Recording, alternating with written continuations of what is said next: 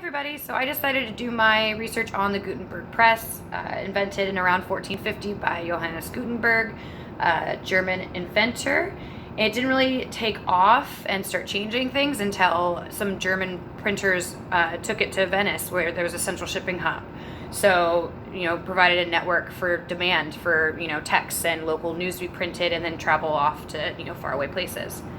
So, once the distribution was sorted out, a lot of people still couldn't read, so they'd get together in these local areas and have kind of community read-alouds where somebody who could read was sharing this local news from faraway lands, or these new ideas that or old ideas that were printed in books, and share them with the community. So it became, the first occurrence of going and checking the news daily kind of thing.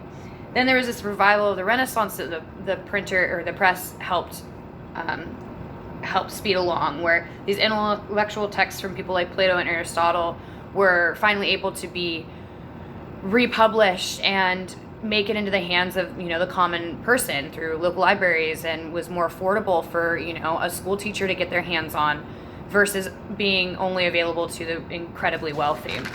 So going forward in the 16th and 17th centuries, it also really helped the math and science fields quite a bit, because it allowed for not only that sharing of ideas from faraway places, but it also was a lot quicker to get the information printed and sent out, and it was also a lot more accurate.